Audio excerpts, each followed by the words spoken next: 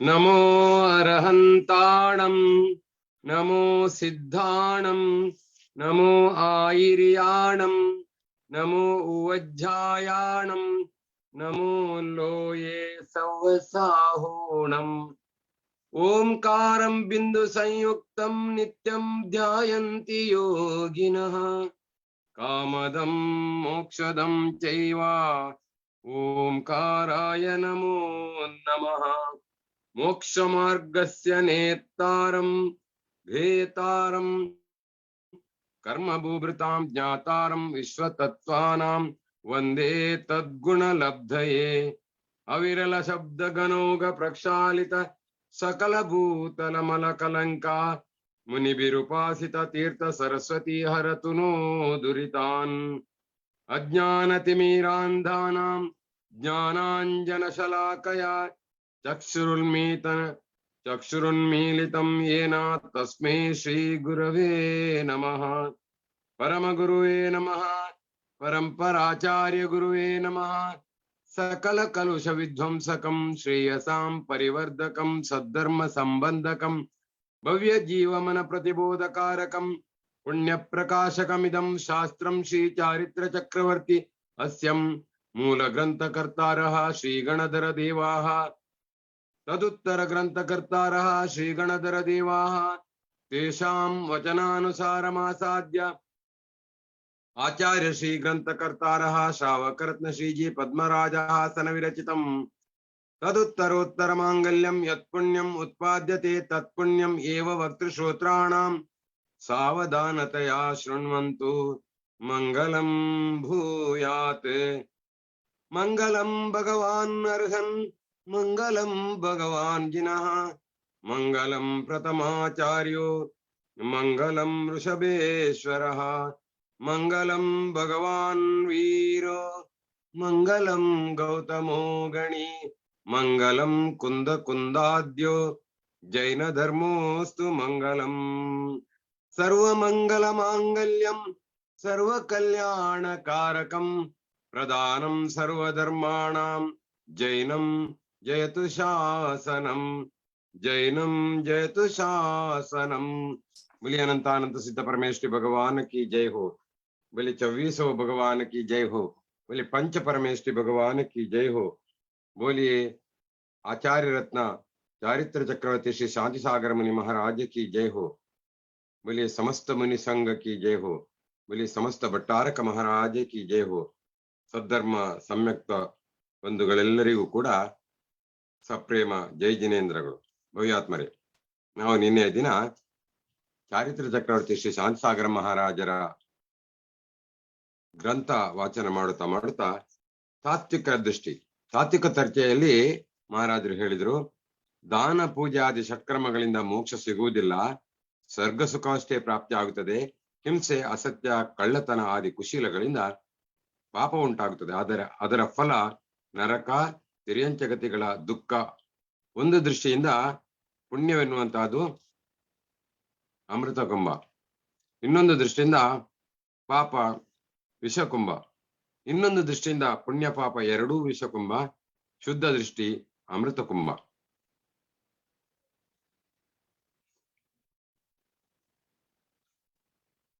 ಗೃಹಸ್ಥ ಪಥ, ಗೃಹಸ್ಥರು ಕರ್ಮಾಚರಣೆಯಿಂದ ಪಾಪ ಪಂಕದಲ್ಲಿ ಮುಳುಗುತ್ತಾರೆ. ಈ ಪಾಪದಿಂದ ಕುಗತಿಗಳಲ್ಲಿ ಜೀವ ಅಸಹ್ಯ ದುಃಖವನ್ನು ಭೋಗಿಸುತ್ತದೆ. ಇದರಿಂದ ತಪ್ಪಿಸಿಕೊಳ್ಳಲಿಕ್ಕಾಗಿ ನಾವು ದೇವಪೂಜಾ, ಗುರುಪಾಸ್ತಿ, ಸ್ವಾಧ್ಯಾಯ, ಸಂಯಮ, ತಪ, ದಾನ ಎಂಬಂತಹ ಷಡಾವಶ್ಯಕ ಕ್ರಿಯೆಗಳನ್ನು ನಮಗೆ ಆಚಾರ್ಯರು ತಿಳಿಸಿದ್ದಾರೆ. ಇವು ಪುಣ್ಯ ಬಂಧಕ್ಕೆ ಕಾರಣ. ಪುಣ್ಯದಿಂದ ಜೀವಕ್ಕೆ ಸದ್ಗತಿ ಪ್ರಾಪ್ತವಾಗುತ್ತದೆ. ಆದ್ದರಿಂದ ಪಾಪ ವಿಷಕುಂಭ, ಪುಣ್ಯ ಅಮೃತ ಕುಂಭ. ಪಾಪದಿಂದ ಉಂಟಾಗುವ ದುಃಖಕ್ಕಿಂತ ಪುಣ್ಯದಿಂದ ಉಂಟಾಗುವ ಸುಖ, ಇಂದ್ರಿಯ ಮಧುರ ಭೋಗ ಮೇಲು. ಆದರೆ ಇಂದ್ರಿಯ ಭೋಗಗಳು ಮಾತ್ರ ಕ್ಷಣಿಕ. ಪುಣ್ಯ ತೀರಿದ ಮೇಲೆ ಜೀವ ಮತ್ತೆ ಪಾಪದ ಫಲವನ್ನೇ ಅನುಭವಿಸಬೇಕಾಗುತ್ತದೆ. ಪುಣ್ಯ ಮಾಡಿದರೂ ಪರಂಪರೆಯಿಂದ ದುಃಖ ತಪ್ಪಿದ್ದಲ್ಲ. ಈ ದೃಷ್ಟಿಯಿಂದ ನೋಡಿದಾಗ ಪುಣ್ಯವು ಕೂಡ ಹೇಯವೇ. ಆದ್ದರಿಂದ ಪಾಪ ಪುಣ್ಯಗಳು ಕೂಡ ಸಂಸಾರ ಬಂಧನಕ್ಕೆ ಕಾರಣವಾಗುವುದರಿಂದ ವಿಷಕುಂಭ ಎಂದು ಇದನ್ನು ಹೇಳಿದರು. ಒಟ್ಟಿನಲ್ಲಿ ಶುಭ ಭಾವವಿರಲಿ ಅಶುಭ ಭಾವವಿರಲಿ ಎರಡೂ ಕೂಡ ಆತ್ಮನ ಪರಭಾವಗಳು. ಆದ್ದರಿಂದ ಪಾಪ ಪುಣ್ಯಗಳು ಎರಡೂ ಕೂಡ ವಿಷಕುಂಭವೇ ಅಂತ ಹೇಳಿದ್ರೆ ಎರಡು ಕೂಡ ಬಂಧನಕ್ಕೆ ಕಾರಣವಾದಂತಹ ಸಂಕಲೆಗಳು. ಒಂದು ಕಬ್ಬಿಣದ ಸರಪಳಿ ಆದ್ರೆ ಇನ್ನೊಂದು ಬಂಗಾರದ ಸರಪಳಿ. ಬಂಗಾರದ ಸರಪಳಿ ಆದ್ರೆ ಬಹುಶಃ ಪಾಪ ಕಠಿಣವಾದ ಕಬ್ಬಿಣದ ಸರಪಳಿ. ಹಾಗಾಗಿ ಸ್ವಸಮಯ ಅಂದ್ರೆ ಆತ್ಮಚಿಂತನೆ ಅಮೃತ ಕುಂಭ ಎಂದು ಮತ್ತೆ ಹೇಳುತ್ತಾರೆ. ಅಂತ ಹೇಳಿದ್ರೆ ನಮ್ಮ ಆತ್ಮನನ್ನೇ ಕುರಿತು ಧ್ಯಾನಿಸುವುದು, ಆತ್ಮನನ್ನೇ ದೇವರೆಂದು ಭಾವಿಸುತ್ತಾ ನಾವು ಧ್ಯಾನದಲ್ಲಿ ಮುಳುಗಿದಾಗ ಮಾತ್ರ ನಮಗೆ ಇದು ಅಮೃತ ಕುಂಭ. ಯಾವುದು ಇದ್ರೂ ಕೂಡ ಪಾಪ ಪುಣ್ಯಗಳು ಎರಡು ಕೂಡ ಬೇಡಿ ಅಥವಾ ಸಂಕಲೆಗಳು, ಬಂಧಕ್ಕೆ ಕಾರಣವಾದವುಗಳು. ನಮಗೆ ಆತ್ಮಚಿಂತನವೇ ಚಿಂತನೆ ಅಮೃತ ಕುಂಭ. ಯಾಕೆಂತ ಹೇಳಿದ್ರೆ ಒಂದು ಲೆಕ್ಕದಲ್ಲಿ ಅತಿ ಸುಲಭ, ಬೇರೆ ಎಲ್ಲಿಯೂ ಕೂಡ ಇದಕ್ಕೆ ಖರ್ಚಿಲ್ಲ. ನಾವು ಅಂತರ್ಮುಖಿಗಳಾಗಿ ನಮ್ಮ ಆತ್ಮನನ್ನೇ ಕುರಿತು ಧ್ಯಾನ ಮಾಡುವಂತಹದ್ದು. ಅದು ಸಿದ್ಧಿ ಆಗುವವರೆಗೆ ಅಥವಾ ಸಾಧನೆಗೆ ಒಳಪಡುವವರೆಗೆ ಸ್ವಲ್ಪ ಕಷ್ಟವಾದರೂ ಕೂಡ ಮುಂದಕ್ಕೆ ಖರ್ಚೇ ಇಲ್ಲದ, ಅಂದ್ರೆ ಯಾವುದೇ ಒಂದು ಪ್ರಯಾಸವಿಲ್ಲದ ಅಂತ ವಿಶೇಷವಾದ ಒಂದು ನಮಗೆ ಪ್ರಕ್ರಿಯೆ ಅಥವಾ ವಿಶೇಷವಾದ ಒಂದು ಕೊಡುಗೆ ನಮ್ಮಲ್ಲಿ ಇರುವಂತದ್ದು ಅಂತ ಹೇಳಿದ್ರೆ ಅದು ನಮ್ಮ ಆತ್ಮನ ಕುರಿತು ನಾವು ಧ್ಯಾನ ಮಾಡುವಂತಹದ್ದು. ಇನ್ನೊಂದು ಯಾವುದೇ ಪರವಸ್ತುಗಳ ಹಂಗು ಇಲ್ಲದೆ ಕೇವಲ ತನ್ನನ್ನೇ, ತನ್ನ ಆತ್ಮನನ್ನೇ ಕುರಿತು ಧ್ಯಾನ ಮಾಡುವಂತಹದ್ದು ಅತಿ ಸುಲಭ ಸಾಧನೆ. ಆದ್ರೆ ಅದಕ್ಕೆ ಯಥೇಷ್ಟ ಪುರುಷಾರ್ಥ ಬೇಕಾಗ್ತದೆ. ನಾವು ಇಲ್ಲದಿದ್ರಲ್ಲಿ ಸಾಮಾನ್ಯರಿಗೆ ಸಾಧ್ಯವಾಗುವಂತದ್ದು ಅಲ್ಲ. ಆದ್ರೆ ಪುರುಷಾರ್ಥದಿಂದ ಅದನ್ನು ಕೂಡ ಸಿದ್ಧಿಸಿಕೊಳ್ಳಬಹುದು. ಏಕೆಂದ್ರೆ ಸ್ವಭಾವ ಸ್ಥಿರತೆಯಿಂದಲೇ ಮೋಕ್ಷ ಸಿಗಬಲ್ಲದು. ಸ್ವಭಾವದ ಸ್ಥಿರತೆಯಿಂದಲೇ ಮೋಕ್ಷ ಸಿಗಲಿಕ್ಕೆ ಸಾಧ್ಯ. ಗೃಹಸ್ಥರಿಗೆ ಮಾತ್ರ ಪಾಪ ವಿಷಕುಂಭವು ಪುಣ್ಯ ಅಮೃತ ಕುಂಭವು ಆಗಿರುತ್ತದೆ. ಮುನಿಗೆ ಪುಣ್ಯ ಪಾಪಗಳ ಎರಡೂ ಕೂಡ ವಿಷಕುಂಭವೇ. ಮುನಿಯಾದವನಿಗೆ ಮೋಕ್ಷ ಮಾರ್ಗದಲ್ಲಿ ಯಾರು ತನ್ನ ಹೆಜ್ಜೆಯನ್ನಿಟ್ಟಿದ್ದಾನೋ ಅವನಿಗೆ ಖಂಡಿತ, ಮೋಕ್ಷ ಪಥಿಕನಿಗೆ ಖಂಡಿತವು ಎರಡೂ ಕೂಡ ವಿಷಕುಂಭಗಳೇ. ಪಾಪವಾಗಲಿ ಪುಣ್ಯವಾಗಲಿ. ಪಾಪ ಬೇಡ ಅಂತ ಬಿಟ್ಟು ಪುಣ್ಯ ಮಾಡ್ಬೇಕು, ಪುಣ್ಯ ನಾನು ಅರ್ಜನೆ ಮಾಡ್ತೇನೆ ಅಂತ ಹೇಳಿದ್ರೆ ಅದು ಕೂಡ ತ್ಯಾಗಿಗೆ ವಿಷಕುಂಭವೇ ಆಗಿ ಪರಿಣಮಿಸುತ್ತದೆ. ಶುದ್ಧೋಪಯೋಗವೇ ಅಮೃತ ಕುಂಭ. ಗೃಹಸ್ಥರು ಮಾತ್ರ ಪುಣ್ಯವನ್ನು ತ್ಯಜಿಸುವಂತಿಲ್ಲ. ಗೃಹಸ್ಥರಿಗೆ ಪುಣ್ಯ ಅತಿ ಅಗತ್ಯ. ಮೋಕ್ಷಕ್ಕಲ್ಲದಿದ್ರೆ ಕಡಿಮೆ ಪಕ್ಷ ಸ್ವರ್ಗಕ್ಕಾದರೂ ಆರೋಹಣ ಮಾಡಬೇಕಾದ್ರೆ ಪುಣ್ಯ ಅಗತ್ಯವಿದೆ. ಅವರ ಮೊದಲ ಕರ್ತವ್ಯ ಪಾಪ ಪ್ರವೃತ್ತಿಯನ್ನು ತ್ಯಜಿಸುವುದು. ಶ್ರಾವಕರ ಮೊದಲ ಕರ್ತವ್ಯ ಅಂತ ಹೇಳಿದ್ರೆ ಪಾಪ ಸಂಭವಿಸದಂತೆ, ತನ್ನಿಂದ ಪಾಪ ಕಾರ್ಯಗಳು ಆಗದಂತೆ ಅದನ್ನು, ಆ ಪ್ರವೃತ್ತಿಯನ್ನೇ ತ್ಯಜಿಸುವುದು ಶ್ರಾವಕನ ಕರ್ತವ್ಯ. ಅವರ ಜೀವನ ಪಾಪ ಪುಣ್ಯಗಳ ಎರಡರ ಕಲಸು ಮೇಲೋಗರ. ಯಾಕೆಂತ ಹೇಳಿದ್ರೆ ಅನಿವಾರ್ಯ. ಯಾಕೆ ಹೇಳಿದ್ರೆ ಸಂಸಾರದಲ್ಲಿ ಎಲ್ಲಿವರೆಗೆ ನಾವು ಇರ್ತೇವೆ, ಅಂದ್ರೆ ಗೃಹಸ್ಥರಾಗಿರ್ತೇವೆ, ಸಂಸಾರದೊಂದಿಗೆ ಇರ್ತೇವೆ, ಅಲ್ಲಿವರೆಗೆ ಈ ಮನುಷ್ಯ ಭಾವದಲ್ಲಿ ಯಾರು ಸಂಸಾರಿಯೋ ಅವನ ಜೀವನದಲ್ಲಿ ಪಾಪ ಪುಣ್ಯಗಳ ಎರಡೂ ವಿಷಯಗಳ ಕಲಸು ಮೇಲೋಗರ. ಸಮ್ಯಕ್ ದೃಷ್ಟಿ ಶ್ರಾವಕ ಪುಣ್ಯವನ್ನು ಯತ್ನಾಚಾರ ಪೂರ್ವಕವಾಗಿ ಸಂಪಾದಿಸುತ್ತಾನೆಂದಲ್ಲ. ಸಮ್ಯಕ್ ದೃಷ್ಟಿ ಶ್ರಾವಕ ಪುಣ್ಯವನ್ನು ಯತ್ನಾಚಾರ ಪೂರ್ವಕ ಸಂಪಾದಿಸುತ್ತಾನೆಂದಲ್ಲ, ಆದರೆ ಪಾಪವನ್ನು ಯತ್ನಾಚಾರ ಪೂರ್ವಕ ದೂರ ಮಾಡುತ್ತಾನೆ. ಸಮ್ಯಕ್ ದೃಷ್ಟಿ ಏನ್ ಮಾಡ್ತಾನೆ, ಅವನು ಪ್ರಯತ್ನದಿಂದ ಆದಷ್ಟು ಎಷ್ಟು ಸಾಧ್ಯ ಉಂಟಾ ಪೂರ್ಣ ಜಾಗೃತಿಯಲ್ಲಿ ಇದ್ದುಕೊಂಡು ಪುಣ್ಯವನ್ನು ವಿಶೇಷವಾಗಿ ಸಂಪಾದಿಸಿ ಇದ್ದರೂ ಕೂಡ ಪಾಪ ಸಂಪಾದನೆಯಲ್ಲಿ, ಪಾಪವನ್ನು ಮಾಡದೇ ಇರುವಲ್ಲಿ ತುಂಬಾ ಜಾಗ್ರತೆ ವಹಿಸುವವನೇ ಆತ ಸಮ್ಯಕ್ ದೃಷ್ಟಿ. ಹಾಗಾಗಿ ಆತನನ್ನು ಯತ್ನಾಚಾರ ಪೂರ್ವಕವಾಗಿ ಅವನು ಪುಣ್ಯ ಸಂಪಾದಿಸುವುದಿಲ್ಲ, ಆದರೆ ಪಾಪ ಬಾರದ ಹಾಗೆ, ಪಾಪ ಸಂಪಾದನೆಯಾಗದ ಹಾಗೆ ಅವನು ಜಾಗ್ರತೆ ವಹಿಸುತ್ತಾನೆ. ಆಗ ತನ್ನಷ್ಟಕ್ಕೆ, ತನ್ನ ಅರಿವಿಗೆ ಬಾರದೆ ತಾನಾಗಿ ಪುಣ್ಯ ಬಂಧ ಆಗತೊಡಗುತ್ತದೆ. ಅಂತ ಹೇಳಿದ್ರೆ ಕೇವಲ ನಾವು ನಮ್ಮಿಂದ ಪಾಪ ಕಾರ್ಯಗಳು, ಪಾಪಕೃತ್ಯಗಳು ಆಗದೆ ಹಾಗೆ ನೋಡಿಕೊಂಡ್ರೆ ಸಾಕು, ಪುಣ್ಯ ತನ್ನಷ್ಟಕ್ಕೆ ಬಂದಾಗ್ಲಿಕ್ಕೆ ಶುರು ಆಗ್ತದೆ. ಯಾಕೆ ಅದೇ ನಮ್ಗೆ ಮುಖ್ಯವಾಗಿ ಏನು ಅಂತ ಹೇಳಿದ್ರೆ ನಮ್ಮಿಂದ ಪಾಪಕೃತ್ಯಗಳು, ಪಾಪ ಕಾರ್ಯಗಳು ಯಾವುದೇ ಆಗದ ಹಾಗೆ ನಾವು ಜಾಗ್ರತೆ ವಹಿಸುವುದು, ಕೇವಲ ಅಷ್ಟನ್ನು ವಹಿಸಿದ್ರೆ ಸಾಕಾಗ್ತದೆ, ಅಷ್ಟು ಜಾಗ್ರತೆ ಮಾಡಿದ್ರೆ ಸಾಕಾಗ್ತದೆ.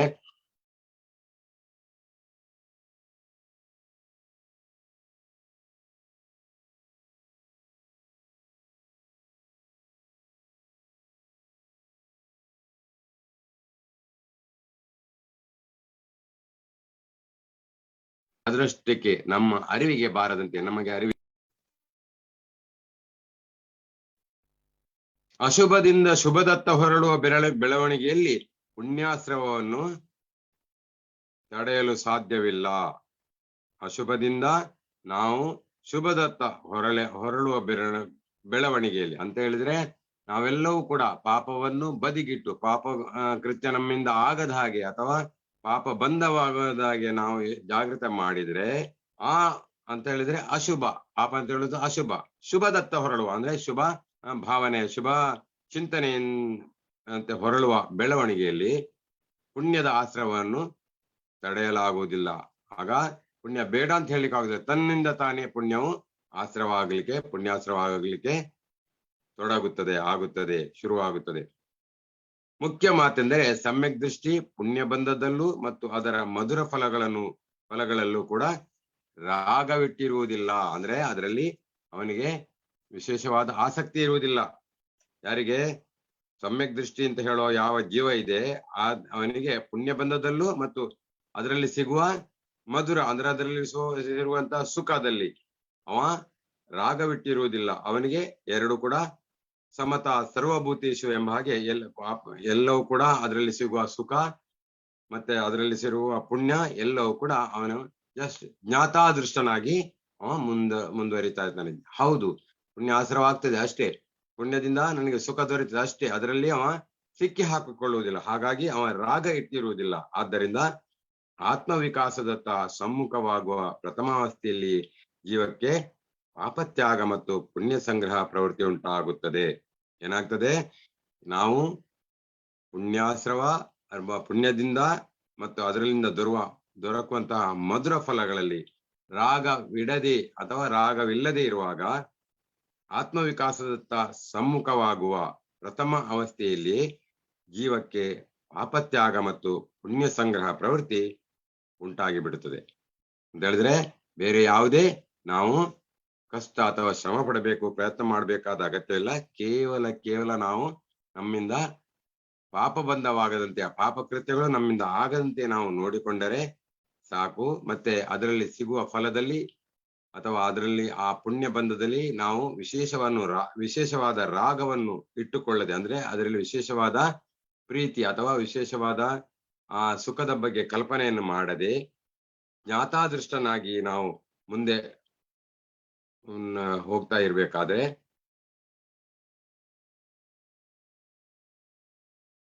ಪುಣ್ಯ ಸಂಗ್ರಹ ಪ್ರವೃತ್ತಿ ತನ್ನಿಂದ ತಾನೇ ಉಂಟಾಗುತ್ತದೆ. ಏಕೆಂದರೆ ಆತ್ಮವಿಕಾಸವು ಅನಾದಿಕಾಲೀನ ಹೀನ ಸಂಸ್ಕಾರಗಳ ತ್ಯಾಗಪೂರ್ವಕವೇ ಪ್ರಾರಂಭಗೊಳ್ಳುತ್ತದೆ. ಯಾಕೆಂತ ಹೇಳಿದ್ರೆ ಆತ್ಮ ವಿಕಾಸ ಅನ್ನುವಂಥದ್ದು ಅನಾದಿ ಕಾಲದಿಂದ ಹೀನ ಸಂಸ್ಕಾರಗಳ ತ್ಯಾಗಪೂರ್ವಕವೇ ಪ್ರಾರಂಭಗೊಳ್ಳುತ್ತದೆ. ಎಲ್ಲಿಂದ ನಾವು ನಮ್ಮ ಹೀನ ಸಂಸ್ಕಾರಗಳನ್ನು ತ್ಯಾಗ ಮಾಡಲಿಕ್ಕೆ ಆರಂಭ ಮಾಡ್ತೇವೋ ಅಲ್ಲಿಂದ ಈ ಪುಣ್ಯ ಸಂಗ್ರಹ ಪ್ರವೃತ್ತಿ ಅಥವಾ ಏನಿದೆ ಆ ಆತ್ಮನಿಗೆ ಬೇಕಾದಂತಹ ಸುಖದ ದಾರಿಯ ಪ್ರವೃತ್ತಿ ತನ್ನಿಂದ ತಾನೇ ಪ್ರಾರಂಭಗೊಳ್ಳುತ್ತದೆ.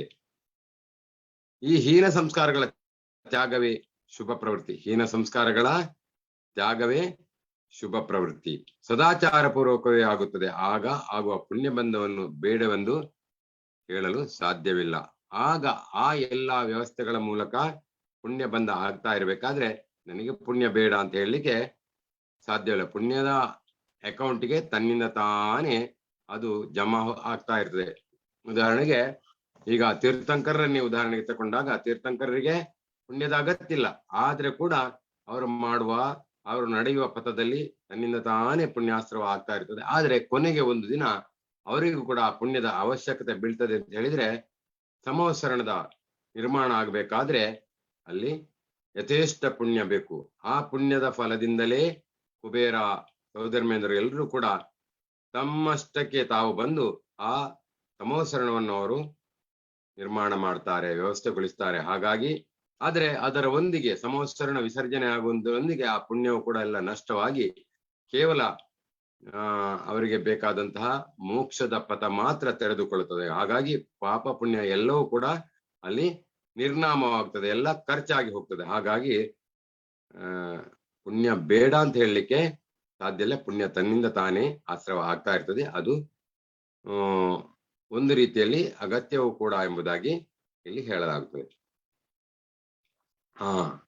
ಸದಾಚಾರ ಪೂರ್ವಕವೇ ಆಗುತ್ತಿರುವ ಆ ಪುಣ್ಯ ಬಂಧವನ್ನು ಬೇಡವೆಂದು ಹೇಳಲು ಸಾಧ್ಯವೇ ಇಲ್ಲ. ಹೀನ ಸಂಸ್ಕಾರದಿಂದ ಜರ್ಜರಿತನಾಗಿದ್ದ ಆತ್ಮ ಶುಭ ಸಂಸ್ಕಾರದಿಂದ ತನ್ನ ಶಕ್ತಿಯನ್ನು ಕ್ರೋಢೀಕರಿಸಿ ಮುಕ್ತಿಯತ್ತ ಮುನ್ನುಗ್ಗುತ್ತಾನೆ ಅಂತ ಹೇಳ್ತಾರೆ. ಆತ್ಮ ಹೀನ ಸಂಸ್ಕಾರಗಳಿಂದ ಜರ್ಜರಿತನಾಗಿದ್ದ ಆತ್ಮ ಶುಭ ಸಂಸ್ಕಾರದಿಂದ ತನ್ನ ಶಕ್ತಿಯನ್ನು ಕ್ರೋಢೀಕರಿಸಿ ಮುಕ್ತಿಯತ್ತ ಮುನ್ನುಗ್ಗುತ್ತಾನೆ. ಅಂದ್ರೆ ಈ ಆತ್ಮ ಹಿಂದಿನಿಂದಲೂ ಭವಗಳಿಂದಲೂ ಕೂಡ ಹೀನ ಸಂಸ್ಕಾರವನ್ನು ಅವ ಒಗ್ಗೂಡಿಸಿಕೊಂಡಿದ್ದಾನೆ. ಅನಿವಾರ್ಯವಾಗಿ ಕರ್ಮದ ಕೆಲವು ಕಾರ್ಯಗಳಿಂದಾಗಿ ಅವ ಹೀನ ಸಂಸ್ಕಾರವನ್ನಲ್ಲಿ ಬಂದಿದೆ. ಆದ್ರೆ ಆ ಶುಭ ಸಂಸ್ಕಾರದಿಂದ, ಹೇಗೆ ನಾವು ಜೈನ ಧರ್ಮದಲ್ಲಿ ಹುಟ್ಟಿದ್ರೂ ಕೂಡ ಇಂತಹ ಏನು ಸಂಸ್ಕಾರ ಸಿಗುವಂತಹ ಏನು ಒಂದು ಸನ್ನಿವೇಶಗಳು, ಎಂತಹ ಒಂದು ವಾತಾವರಣದಲ್ಲಿ ನಾವು ಹೋಗದೇ ಇದ್ದಲ್ಲಿ ಜೈನ ಧರ್ಮದಲ್ಲಿ ಹುಟ್ಟಿಯೂ ಕೂಡ ಯಾವುದೇ ಪ್ರಯೋಜನ ಇಲ್ಲ, ಅವನಿಗೆ ಸಂಸ್ಕಾರ ದೊರಕುವುದಿಲ್ಲ. ಹೀಗೆ ಸ್ವಾಧ್ಯಾಯ, ಮುನಿಗಳ ಸೇವೆ, ಮುನಿಗಳ ಸತ್ಸಂಗ ಇಂಥದ್ದೆಲ್ಲ ದೊರಕಿದಾಗ ತನ್ನಷ್ಟಕ್ಕೆ ಆತ್ಮ ಶುಭ ಸಂಸ್ಕಾರವನ್ನು ಪಡೀಲಿಕ್ಕೆ ಅರ್ಹನಾಗುತ್ತಾನೆ. ಆತ್ಮನಿಗೆ ಶುಭ ಸಂಸ್ಕಾರಗಳು ಸಿಗಲಿಕ್ಕೆ ಆರಂಭವಾಗುತ್ತದೆ. ಹಾಗೆ ಆ ಆತ್ಮ ಶುಭ ಸಂಸ್ಕಾರದಿಂದ ತನ್ನ ಶಕ್ತಿಯನ್ನು ಕ್ರೋಢೀಕರಿಸಿ, ಹೀನ ಸಂಸ್ಕಾರದಿಂದ ಜರ್ಜರಿತನಾಗಿದ್ದ ಆತ್ಮ ಶುಭ ಸಂಸ್ಕಾರದಿಂದ ತನ್ನ ಶಕ್ತಿಯನ್ನೆಲ್ಲ ಅಂದ್ರೆ ಪುರುಷಾರ್ಥವನ್ನು ಮಾಡುತ್ತಾ ಕ್ರೋಢೀಕರಿಸಿ ಮುಕ್ತಿಯತ್ತ ಮುನ್ನುಗ್ಗುತ್ತಾನೆ. ಆತ್ಮ ಕಲ್ಯಾಣದ ಸಾಧನೆಗೆ ದೇಶ, ಕಾಲ, ಶರೀರ, ಶಕ್ತಿ ಆದಿಗಳ ಸಹಾಯ ಮಾತ್ರ ಅತಿ ಅಗತ್ಯವಾಗಿ ಬೇಕು. ಆತ್ಮ ಕಲ್ಯಾಣದ ಸಾಧನೆಗೆ ದೇಶದ ಅಂದ್ರೆ ಇರುವ ಪ್ರದೇಶದ, ಹಾಗೆ ಕಾಲದ, ಹಾಗೆ ಶರೀರ, ಶಕ್ತಿ ಆದಿಗಳ ಸಹಾಯ ಅತ್ಯಗತ್ಯವಾಗಿ ಬೇಕು. ಆತ್ಮ ಕಲ್ಯಾಣದ ಪಥ, ಆತ್ಮ ಕಲ್ಯಾಣದ ದಾರಿ ಅಷ್ಟು ಸುಲಭ ಸಾಧ್ಯವಲ್ಲ. ಅದಕ್ಕೆ ಸಾಧನೆಗೆ ಸರಿಯಾದ ದೇಶ ಅಥವಾ ಪ್ರದೇಶ ಸರಿಯಾಗಿ ವ್ಯವಸ್ಥಿತವಾಗಿರಬೇಕು. ಹಾಗೆ ಕಾಲ ಕೂಡ ಕೂಡಿ ಬರಬೇಕು. ಶರೀರ ಕೂಡ ಅದಕ್ಕೆ ಏನ್ ಹೇಳ್ತಾರೆ, ಅದಕ್ಕೆ ಒಗ್ಗುವಂತ ಸ್ಥಿತಿ ಬರ್ಬೇಕು. ಯಾಕಂತ ಹೇಳಿದ್ರೆ ಎಷ್ಟೋ ಜನರಿಗೆ ಮನಸ್ಸಿರಬಹುದು, ಆದ್ರೆ ಶರೀರದಲ್ಲಿ ಶಕ್ತಿ ಇಲ್ಲದಿದ್ರೆ ಅವ ಅಂತಹ ದಾರಿಯಲ್ಲಿ ಅಂತಹ ಪುರುಷಾರ್ಥ ಮಾಡ್ಲಿಕ್ಕೆ ಸಾಧ್ಯವಾಗುವುದಿಲ್ಲ. ಮುಂತಾದವುಗಳ ಮತ್ತು ಶಕ್ತಿ ಮುಂತಾದವುಗಳ ಸಹಾಯ ಅತಿ ಅಗತ್ಯವಾಗಿ ಬೇಕು. ಶುಭ ಸಂಸ್ಕಾರದಿಂದಲೇ ಅವು ಪ್ರಾಪ್ತಿಯಾಗಬಲ್ಲದು ಅಂತ ಹೇಳಿದ್ರೆ, ಶುಭ ಸಂಸ್ಕಾರ ಒದಗಿದಾಗ ಅವೆಲ್ಲವೂ ಕೂಡ ತನ್ನಿಂದ ತಾನೇ ಪ್ರಾಪ್ತಿಯಾಗುತ್ತದೆ.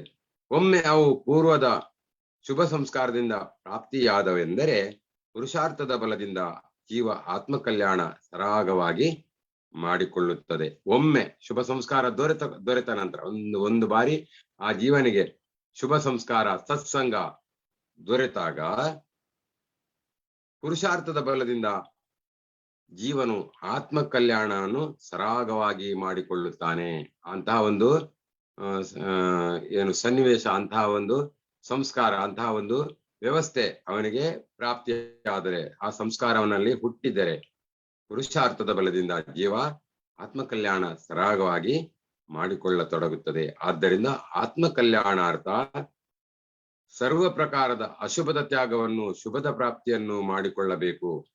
ಆತ್ಮನ ಕಲ್ಯಾಣಾರ್ಥವಾಗಿ ಸರ್ವ ಪ್ರಕಾರದ ಅಶುಭ ತ್ಯಾಗವನ್ನು ಶುಭದ ಪ್ರಾಪ್ತಿಯನ್ನು ನಾವು ಮಾಡಿಕೊಳ್ಳಬೇಕು. ಅದಕ್ಕೆ ನಾವು ಪುರುಷಾರ್ಥ ಮಾಡಬೇಕು. ಅಶುಭ ತ್ಯಾಗದಿಂದ ಪಾಪಂ ನಿವೃತ್ತಿಯು, ಶುಭದ ಪ್ರಾಪ್ತಿಯಿಂದ ಪುಣ್ಯ ಬಂಧವು ಆಗುತ್ತದೆ. ಇದರಲ್ಲಿ ಏನು ಅಂತ ಹೇಳಿದ್ರೆ, ಅಶುಭಗಳನ್ನು ತ್ಯಾಗ ಮಾಡ್ತಾ ಹೋದ ಹಾಗೆ ತನ್ನಿಂದ ತಾನೇ ಪಾಪ ನಿವೃತ್ತಿ ಆಗ್ತಾ ಹೋಗ್ತದೆ. ಶುಭವನ್ನು ಪ್ರಾಪ್ತಿ ಮಾಡಿಕೊಂಡಕೊಳ್ಳೆ ತನ್ನಿಂದ ತಾನೇ ಪುಣ್ಯ ಬಂಧವು ಕೂಡ ಆಗಲಿಕ್ಕೆ ಆರಂಭವಾಗ್ತದೆ. ಈ ಪುಣ್ಯದ ಕಾಲಾಂತರದಲ್ಲಿ ನಿರ್ವಾಣೋಪಯೋಗಿ ಸವಲತ್ತುಗಳನ್ನು ಒದಗಿಸಿಕೊಡುತ್ತದೆ. ಈ ಪುಣ್ಯ ಕಾಲಾಂತರದಲ್ಲಿ ಅಂದ್ರೆ ಪುಣ್ಯ ಬಂಧ ಮಾಡ್ತಾ ಮಾಡ್ತಾ ಮಾಡ್ತಾ ಮುಂದೆ ಹೊರಿದಾಗ ಕಾಲಾಂತರದಲ್ಲಿ ಮುಂದಕ್ಕೆ ನಿರ್ವಾಣ ಉಪಯೋಗಿ ಸವಲತ್ತುಗಳನ್ನು ಒದಗಿಸ, ಅಂದ್ರೆ ಈ ದೇಹ ಅಥವಾ ಈ ಆತ್ಮ ತನ್ನ ಕಲ್ಯಾಣ ಮಾಡಿಕೊಳ್ಳುವತ್ತ ಇದಕ್ಕೆ ನಿರ್ವಾಣ ಉಪಯೋಗಿ, ನಿರ್ವಾಣಕ್ಕೆ ಬೇಕಾದ ಏನೆಲ್ಲ ಮೆಟೀರಿಯಲ್ಸ್ ಅಂತ ಏನೆಲ್ಲ ಸಾಹಿತ್ಯಗಳು ಬೇಕೋ ಅದೆಲ್ಲ ಆ ಸವಲತ್ತುಗಳನ್ನೆಲ್ಲ ಕೂಡ ಅದು ಒದಗಿಸಿಕೊಡ್ತದೆ. ಉದಾಹರಣೆಗೆ ಒಳ್ಳೆಯ ಒಂದು ಕುಟುಂಬದಲ್ಲಿ ಜನ್ಮ ತಾಳುವುದು, ಹಾಗೆ ಸಂಸ್ಕಾರ ಒಳ್ಳೆಯ ದೊರೆಯುವುದು, ಹಾಗೆ ಮುಂದೆ ಮುಂದೆ ಹೋಗುತ್ತಾ ಆ ತ್ಯಾಗಿಗಳ ಸಾಧು ಸಂತರ ಸತ್ಸಂಗ ದೊರೆಯುವುದು, ಆ ಸತ್ಸಂಗದೊಂದಿಗೆ ದೀಕ್ಷೆಯನ್ನು ಪಡೆಯುವುದು ಮುಂತಾದ ನಿರ್ವಾಣೋಪಯೋಗಿ ಸವಲತ್ತುಗಳನ್ನು ಇದು ಒದಗಿಸಿಕೊಡುತ್ತದೆ. ಆಗ ಜೀವ ಪುರುಷಾರ್ಥದ ಬಲದಿಂದ ಮೋಕ್ಷವನ್ನು ಸಾಧಿಸುತ್ತದೆ. ಎಷ್ಟು ನಾವು ಅರ್ಥ ಮಾಡಿಕೊಳ್ಳಲಿಕ್ಕೆ ಸಾಧ್ಯವಾದ ಹಾಗೆ ಇದು ತುಂಬಾ ಸುಲಭ ಅಂತ ಅನಿಸ್ತದೆ. ಅರ್ಥ ಆಗ್ಬೇಕು. ಅರ್ಥ ಆಗದಿದ್ರೆ ಎಷ್ಟು ಅವರು ಹೇಳಿದ್ರು ಎಷ್ಟು ಹೇಳಿದ್ರು ನಮ್ಮ ತಲೆಗೆ ಒಕ್ಕುವುದಿಲ್ಲ. ಎಷ್ಟು ಚಂದ ಹೇಳ್ತಾರೆ. ಯಾಕೆಂತ ಹೇಳಿದ್ರೆ ಶುಭದ ಪ್ರಾಪ್ತಿಯಿಂದ ಪುಣ್ಯ ಬಂಧವೂ ಆಗುತ್ತದೆ. ಈ ಪುಣ್ಯ ಕಾಲಾಂತರದಲ್ಲಿ ನಿರ್ವಾಣೋಪಯೋಗಿ ಸವಲತ್ತುಗಳನ್ನು ಒದಗಿಸಿಕೊಡುತ್ತದೆ. ಅಂದ್ರೆ ಒಂದೇ ಶಬ್ದದಲ್ಲಿ ಎಷ್ಟು ಗೂಢ ಅರ್ಥವನ್ನು ಹೇಳಿಬಿಟ್ಟಿದ್ದಾರೆ. ನಿರ್ವಾಣ ಉಪಯೋಗಿ ಸವಲತ್ತುಗಳು ಅಂದ್ರೆ ಹೇಳಿದ್ರೆ ಒಳ್ಳೆಯ ಒಂದು ಸಂಸ್ಕಾರಯುತ ಕುಟುಂಬದಲ್ಲಿ ಜನನ, ಅಲ್ಲಿಂದ ಮುಂದೆ ಸಂಸ್ಕಾರ, ಶುಭ ಸಂಸ್ಕಾರ, ಮುಂದೆ ಸತ್ಸಂಗ, ಮುನಿ ಸಾಧು ಸಂತರ ಸಮಾಗಮದಲ್ಲಿ, ಮತ್ತೆ ದೀಕ್ಷೆ ಪಡೆದುಕೊಂಡು ಮುಂದೆ ಜೀವ ಪುರುಷಾರ್ಥದ ಬಲದಿಂದ ಮೋಕ್ಷವನ್ನು ಸಾಧಿಸಬಹುದು, ಸಾಧಿಸುತ್ತದೆ.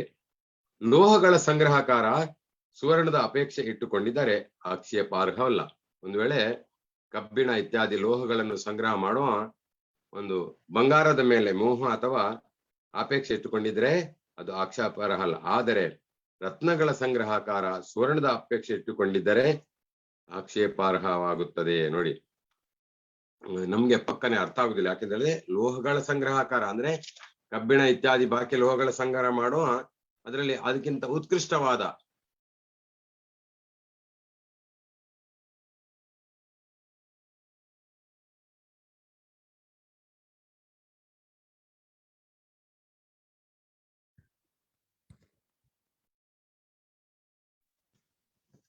ಲೋಹಗಳ ಮಾಡುವ ಸುವರ್ಣದ ಬಗ್ಗೆ ಅಪೇಕ್ಷೆ ಇಟ್ಟುಕೊಂಡಿದ್ದರೆ ಅದು ತಪ್ಪಲ್ಲ. ಆದರೆ ರತ್ನಗಳ ಸಂಗ್ರಹಕಾರ ಸುವರ್ಣದ ಅಪೇಕ್ಷೆ ಇಟ್ಟುಕೊಂಡಿದ್ದರೆ ಆಕ್ಷೇಪಾರ್ಹವಾಗುತ್ತದೆ. ಅಂದ್ರೆ ಕೆಳಗೆ ಬಂದ್ರೆ, ಅಂದ್ರೆ ರತ್ನ ಅಂತ ಹೇಳಿದ್ರೆ ಸರ್ವಶ್ರೇಷ್ಠವಾದಂಥದ್ದು, ವಜ್ರ ವೈಡೂರ್ಯ ಮೊದಲಾದ ನವರತ್ನಗಳ ಸಂಗ್ರಹಕಾರ ಪುನಃ ಕೆಳಗೆ ಬರಬಾರ್ದು, ಅವ ಅಲ್ಲಿನ ಮೇಲೆ ಹೋಗ್ಬೇಕು. ಸುವರ್ಣ ಅಂತ ಹೇಳಿದ್ರೆ ರತ್ನಗಳಿಂದ ಕೆಳಗಿನದ್ದು, ಲೋಹ ಬರೇ ಲೋಹ ಅಂತ ಹೇಳಿದ್ರೆ ಸುವರ್ಣಗಿಂತ ಕೆಳಗಿನದ್ದು. ಹಾಗಾಗಿ ಲೋಹಗಳ ಸಂಗ್ರಹಕಾರ ಸುವರ್ಣದಲ್ಲಿ ಅಪೇಕ್ಷೆ ಇಟ್ಟುಕೊಂಡ್ರೆ ತಪ್ಪಲ್ಲ. ಆದರೆ ರತ್ನಗಳ ಸಂಗ್ರಹಕಾರ ಅವ ಸುವರ್ಣದ ಬಗ್ಗೆ ಅಪೇಕ್ಷೆಯನ್ನು ಇಟ್ಟುಕೊಂಡಿದ್ದರೆ ಅದು ಆಕ್ಷೇಪಾರ್ಹವಾದದ್ದು. ಸುವರ್ಣ ಪ್ರಾಪ್ತಿಯಿಂದ ಕೀಳು ಲೋಹದ ತ್ಯಾಗವು, ರತ್ನಗಳ ಪ್ರಾಪ್ತಿಯಿಂದ ಸುವರ್ಣದ ತ್ಯಾಗವು ತನ್ನಿಂದ ತಾನೇ ಆಗುತ್ತದೆ. ಅಂದ್ರೆ ಸುವರ್ಣ ಬಂಗಾರದ ಪ್ರಾಪ್ತಿಯಿಂದ ಕೆಳಮಟ್ಟದ ಲೋಹಗಳ ತ್ಯಾಗ ತನ್ನಷ್ಟಕ್ಕೆ ಬೇಡ. ಬಂಗಾರ ಯಥೇಷ್ಟವಾಗಿ ಅವನಿಗೆ ಬಂಗಾರ ದೊರೀತದಾದ್ರೆ ಅವನಿಗೆ ಲೋಹದ ಅಗತ್ಯ ಇಲ್ಲ ಅಂತ ಬಯಸ್ತಾನೆ ಅವ. ಹಾಗೆ ರತ್ನಗಳ ಪ್ರಾಪ್ತಿಯಿಂದ ಪುನಃ ಕೆಳಗಿಳಿಯುವಂತಹ ಸುವರ್ಣದ ಪ್ರಾಪ್ತಿಯ ಬಗ್ಗೆ ಅಥವಾ ಸುವರ್ಣವನ್ನು ಸಂಗ್ರಹ ಮಾಡುವಂತಹ ಅಗತ್ಯ. ಹಾಗಾಗಿ ಲೋಹಗಳ ಸುವರ್ಣದ ಪ್ರಾಪ್ತಿಯಿಂದ ಕೀಳು ಲೋಹದ ತ್ಯಾಗವು, ರತ್ನಗಳ ಪ್ರಾಪ್ತಿಯಿಂದ ಸುವರ್ಣದ ತ್ಯಾಗವು ತನ್ನಿಂದ ತಾನೇ ಆಗುತ್ತದೆ. ಅಂದರೆ ಪುಣ್ಯದ ಅಪೇಕ್ಷೆಯಿಂದ ಪಾಪದ ತ್ಯಾಗವು, ಮೋಕ್ಷದ ಅಪೇಕ್ಷೆಯಿಂದ ಪಾಪ ಪುಣ್ಯಗಳೆರಡರ ತ್ಯಾಗವು ಕ್ರಮವಾಗಿ ಆಗುತ್ತದೆ. ಎಷ್ಟು ಅದನ್ನು ತುಲನಾತ್ಮಕವಾಗಿ, ಎಷ್ಟು ಅರ್ಥ ಆಗುವ ಹಾಗೆ ಸುಲಲಿತವಾಗಿ ಅದನ್ನು ಹೇಗೆ ನಮ್ಗೆ ತಿಳಿಸಲ್ಪಟ್ಟಿದೆ ಅಂತ ಹೇಳಿದ್ರೆ, ಪುಣ್ಯದ ಅಪೇಕ್ಷೆಯಿಂದ ಪಾಪದ ತ್ಯಾಗ ಆಗ್ತದೆ, ಅರ್ಥಾತ್ ಸುವರ್ಣದ ಅಪೇಕ್ಷೆಯಿಂದ ಕೀಳು ಲೋಹದ ತ್ಯಾಗ, ಹಾಗೆ ಮೋಕ್ಷದ ಅಪೇಕ್ಷೆಯಿಂದ ಪಾಪ ಪುಣ್ಯಗಳೆರಡರ ತ್ಯಾಗವು ಕ್ರಮವಾಗಿ ಆಗ್ತದೆ. ಅಂದ್ರೆ ಬಂಗಾರ ತ್ಯಾಗವು ಮಿಕ್ಕ ಹೀನ ಅಂತ ಹೇಳಿದ್ರೆ ಕೆಳಮಟ್ಟದ ಲೋಹಗಳ ತ್ಯಾಗ ಕೂಡ ಎರಡು ಕಾಲ, ಅಂದ್ರೆ ಪಾಪ ಪುಣ್ಯಗಳೆರಡು ಕೂಡ ತ್ಯಾಗ ಆಗಿ ಹೋಗ್ತದೆ. ಅಂದ್ರೆ ಮೋಕ್ಷದ ಅಪೇಕ್ಷೆಯಿಂದ, ಮೋಕ್ಷದ ಅಪೇಕ್ಷೆ ಮಾಡಿದಾಗ ಮಾತ್ರ ಪಾಪ ಪುಣ್ಯಗಳ ಎರಡರ ತ್ಯಾಗವು ಕ್ರಮವಾಗಿ ಆಗುತ್ತದೆ. ಆಯಾ ಹಂತದಲ್ಲಿ ನಡೆಯುವ ಕ್ರಿಯೆಗಳನ್ನು ಆಯಾ ಹಂತದ ಅಪೇಕ್ಷೆಯಿಂದ ಗ್ರಹಿಸುವುದು ವಸ್ತುನಿಷ್ಠ ಧರ್ಮವಾಗಿದೆ. ಆಯಾ ಹಂತದಲ್ಲಿ ನಡೆಯುವ ಕ್ರಿಯೆಗಳನ್ನು ಆಯಾಯ ಹಂತದ ಅಪೇಕ್ಷೆಯಿಂದ ಗ್ರಹಿಸುವುದು ವಸ್ತು ಸ್ವಭಾವೋ ಧಮ್ಮ, ಅಂದ್ರೆ ವಸ್ತುನಿಷ್ಠ ಧರ್ಮವಾಗಿದೆ. ಅಂದ್ರೆ ಯಾವ ಸಂದರ್ಭದಲ್ಲಿ ಯಾವುದು ಬೇಕು ಅಂತ ಹೇಳುವಂಥದ್ದು ಆಯ್ಕೆ ನಮ್ಮಲ್ಲಿರುವಂಥದ್ದು. ಯಾಕೆಂತ ಹೇಳಿದ್ರೆ ನಮಗೆ ಬಂಗಾರ ದೊರೆತಾಗ ಲೋಹವನ್ನು ತ್ಯಾಗ ಮಾಡುವುದು, ಮುತ್ತುರತ್ನಗಳು ನವರತ್ನಾದಿಗಳು ದೊರೆತಾಗ ಬಂಗಾರವನ್ನು ಕೂಡ ತ್ಯಾಗ ಮಾಡುವುದು. ಇಂತಹ ಒಂದು ಆಯಾ ಸಂದರ್ಭಾನುಸಾರವಾಗಿ ನಮ್ಮ ಜಾಗೃತಿಯನ್ನು ಮಾಡಿಕೊಂಡು ನಡೆದಾಗ ಎಲ್ಲವೂ ಕೂಡ ನಮಗೆ ಆಯಾಯ ಹಂತದ ಅಪೇಕ್ಷೆಯಿಂದ ದಕ್ಕುತ್ತದೆ, ಸಿಗುತ್ತದೆ ಎಂಬುದನ್ನು ಇಲ್ಲಿ ಹೇಳುತ್ತಾರೆ. ಮುಂದೆ ಆಚಾರ್ಯರ ಬಗ್ಗೆ ಹೇಳ್ತಾ ಹೇಳ್ತಾ ವರ್ಧಮಾನ ಸಾಗರರು ಹೇಳ್ತಾರೆ, ಶಾಂತಸಾಗರ ಗೃಹಸ್ಥಾವತೆಯ ಒಂದು ಘಟನೆಯನ್ನು ಹೇಳ್ತಾರೆ. ಒಂದು ದಿನ ಶಾಂತಸಾಗರ ಮಹಾರಾಜರು ಶೌಚಕ್ಕಾಗಿ ತಮ್ಮ ಜಮೀನಿಗೆ ಹೋಗಿದ್ದರಂತೆ. ಆಗ ತಮ್ಮ ನೌಕರನೇ ಜೋಳದ ತೆನೆಗಳನ್ನು ಕತ್ತರಿಸಿ ಕಟ್ಟಿಕೊಂಡು ಹೋಗುತ್ತಿದ್ದನು ಕಂಡರು. ಒಂದಿನ ಮಹಾರಾಜರು ಶೌಚಕ್ಕಾಗಿ ಜಮೀನಿಗೆ ಹೋಗಿದ್ದಾಗ ತಮ್ಮ ಹೊಲದ ನೌಕರನೇ ಜೋಳದ ತೆನೆಗಳನ್ನು ಕತ್ತರಿಸಿ ಕಟ್ಟಿಕೊಂಡು ಹೋಗುತ್ತಿರುವುದನ್ನು ಕಂಡು ಆ ಕಳ್ಳ ನೌಕರ ಶೌಚಕ್ಕಾಗಿ ಬಂದ ಮಹಾರಾಜರನ್ನು ಕೊಡಿ ಒಮ್ಮೆಲೆ ಹೆದರು ಬಿಟ್ಟನಂತೆ. ಆ ಕಳ್ಳ ಅಚಾನಕ್ಕಾಗಿ ಇವರನ್ನು ಕಂಡು ಹೆದರು ಬಿಟ್ಟ. ಮಹಾರಾಜರ ದೃಷ್ಟಿಯು ಅವನ ಮೇಲೆ ಬಿದ್ದು ಬಿಟ್ಟಿತು.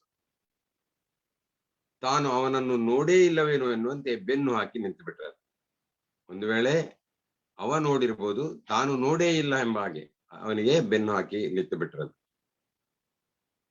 ಪಾಪ ಬಡವ ಹೊಟ್ಟೆಪಾಡಿಗಾಗಿ ಒಂದಿಷ್ಟು ಹೊಯ್ದರೆ ಏನು ಒಳ್ಳೆ ಹೋದೀತು ಬಿಡು ಎಂದು ಅವರು ಕಳ್ಳನ ಮೇಲೂ ಕನಿಕರವನ್ನು ತೋರಿದ್ರು. ಹೇಳಿದ್ರೆ ನಿಜವಾಗಿ ಕೂಡ ಹೊಟ್ಟೆಪಾಡಿಗಾಗಿ ಅವ ಅದನ್ನು ಕದ್ದಿದ್ದಾನೆ ಅಂತ ಹೇಳುವಂತಹ ವಿಶೇಷವಾದ ಕರುಣೆ ಅವರಲ್ಲಿ ಬಂದು ಬಿಟ್ಟು ಹೇಳಿದ್ರಂತೆ, ಏನೋ ಒಂದಿಷ್ಟು ಅವ ಹೊಟ್ಟೆಪಾಡಿಗಾಗಿ ಒಯ್ತಾ ಇದ್ದಾನೆ, ಒಯ್ದರೆ ಏನು ಹಾಳಾದೀತು ಬಿಡು ಎಂದು ಅವರು ಕಳ್ಳನ ಮೇಲೂ ಕೂಡ ಕರುಣೆಯನ್ನು ತೋರಿಬಿಟ್ರು. ಮಹಾರಾಜರನ್ನು ನೋಡಿ ಆ ನೌಕರನಿಗೆ ಬಹಳ ಕೆಡುಕೆನಿಸುತ್ತಂತೆ. ಆಗ ಆ ಮನುಷ್ಯ ಮನೆಗೆ ಬಂದು, ಅಣ್ಣ, ಸ್ವಲ್ಪ ಜೋಳದ ತೆನೆಗಳನ್ನು ಕದ್ದು ತಂದು ತಪ್ಪು ಮಾಡಿದ್ದೇನೆ. ಮಹಾರಾಜರು ನನ್ನನ್ನು ನೋಡಿದರೂ ಏನೂ ಹೇಳಲಿಲ್ಲ, ನನ್ನ ತಪ್ಪನ್ನು ಕ್ಷಮಿಸಿಬಿಡಿ ಎಂದು ಪರಿಪಿರೆಯಾಗಿ ಬೇಡಿಕೊಂಡನಂತೆ. ಅಂತ ಹೇಳಿದ್ರೆ ನೇರವಾಗಿ ಬಂದು ಹಿರಿಯವರಾದಂತಹ ವರ್ಧಮಾನ ಸಾಗರ ಅಂದ್ರೆ ಅಣ್ಣ ಶಾಂತಸಾಗರ ಮಹಾರಾಜರ ಅವರಲ್ಲಿ ಬಂದು ಆ ನೌಕರ ಅಂದ್ರೆ ಆ ಕಳ್ಳ ಬಂದು ಹೇಳಿದನಂತೆ, ನಾನು ಎಂದಿಷ್ಟು ಹೊಟ್ಟೆಪಾಡಿಗಾಗಿ ಸ್ವಲ್ಪ ಜೋಳದ ತೆನೆಗಳನ್ನು ಕದ್ದು ಬಿಟ್ಟೆ, ಆದ್ರೆ ನಿಮ್ಮ ಸಹೋದರ ಅದನ್ನು ನೋಡಿ ಕೂಡ ನೋಡದಂತೆ ಕ್ಷಮಿಸಿ ಬಿಟ್ಟಿದ್ದಾರೆ. ನಾನು ಮಾಡಿದ ಸರ್ವತಾ ತಪ್ಪಾಯ್ತು, ನನ್ನನ್ನು ಕ್ಷಮಿಸಿಬಿಡಿ ಎಂದು ಪರಿಪರಿಯಾಗಿ ಬೇಡಿಕೊಂಡನಂತೆ.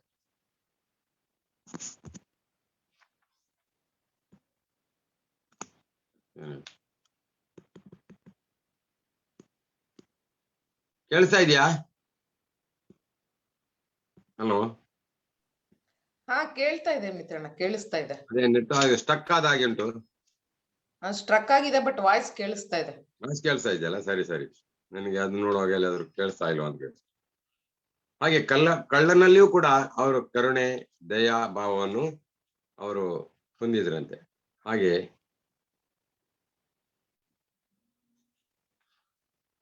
ದೀನ ಬಂಧು ಮತ್ತೆ ಹೇಳತೊಡಗಿದ್ರಂತೆ, ನಮ್ಮ ಪರಿವಾರದವರಿಗೆ ಬಡವರ ಬಗ್ಗೆ ವಿಶೇಷ ಕಾಳಜಿ ಇತ್ತು. ಸುಮಾರು 80 ವರ್ಷ ಪೂರ್ವದಲ್ಲಿ ಭಯಂಕರ ಕ್ಷಾಮ ಬಂದಿದ್ದರ ಬಗ್ಗೆ ಅವರು ಹೇಳ್ತಾ, ಒಂದು ಹಿಡಿ ಬೆಳೆಯು ಭೂಮಿಯಿಂದ ಬಂದಿರಲಿಲ್ಲ. ಅಂತಹ ದುಷ್ಕಾಲದ ಸಮಯದಲ್ಲಿ ನಮ್ಮ ತಂದೆಯ ಆಜ್ಞೆಯಂತೆ ಜೋಳದ ಒಂದು ದೊಡ್ಡ ರೊಟ್ಟಿ ಬೇಳೆಯ ಪೇಯವನ್ನು ಪ್ರತಿಯೊಬ್ಬರಿಗೂ ಕೊಡುತ್ತಿದ್ದೆವು.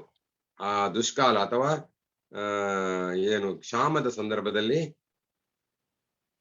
ಅಲ್ಲಿ ಎಲ್ಲಿಯೂ ಸಿಗದ ಸಂದರ್ಭದಲ್ಲಿ, ಆಹಾರಕ್ಕೆ ಕಷ್ಟವಿದ್ದ ಸಂದರ್ಭದಲ್ಲಿ ಅವರ ತಂದೆ ಆಜ್ಞೆ ಮಾಡಿದರಂತೆ, ಜೋಳದ ಒಂದು ದೊಡ್ಡ ರೊಟ್ಟಿ ಮತ್ತು ಬೇಳೆಯ ಪೇಯವನ್ನು ಪ್ರತಿಯೊಬ್ಬರಿಗೂ ಕೂಡ ಕೊಡುತ್ತಿದ್ದರಂತೆ. ನಾವು ಸ್ವತಃ ನಮ್ಮ ಕೈಯಿಂದಲೇ ಬಡವರಿಗೆ ಪ್ರೀತಿಯಿಂದ ಭೋಜನ ದಾನ ಅಥವಾ ಆಹಾರ ದಾನವನ್ನು ಮಾಡುತ್ತಿದ್ದೆವು. ಅಂದ್ರೆ ಅವರು ದೀನ ಬಂಧು ಆಗಿದ್ರು, ಆ ಇಡೀ ಕುಟುಂಬವೇ. ಯಾಕಂತ ಹೇಳಿದ್ರೆ ಶಾಂತಸಾಗರ ಮಹಾರಾಜರ ಒಂದು ಕುಟುಂಬವೇ ಬಹುಶಃ ದೊಡ್ಡ ದೀನ ಬಂಧು ಆಗಿತ್ತು. ಅಂತ ಹೇಳಿದ್ರೆ ಬಡವರ ಮೇಲೆ, ದಲಿತರ ಮೇಲೆ, ದೀನರ ಮೇಲೆ ಕರುಣಾ ದೃಷ್ಟಿ ಇದ್ದಂತಹ ಆ ಕುಟುಂಬ ದುಷ್ಕಾಲದ ಸಂದರ್ಭದಲ್ಲಿ, ಕ್ಷಾಮದ ಸಂದರ್ಭದಲ್ಲಿ ಆಹಾರವನ್ನು ದಾನ ಮಾಡ್ತಾ ಇದ್ರಂತೆ.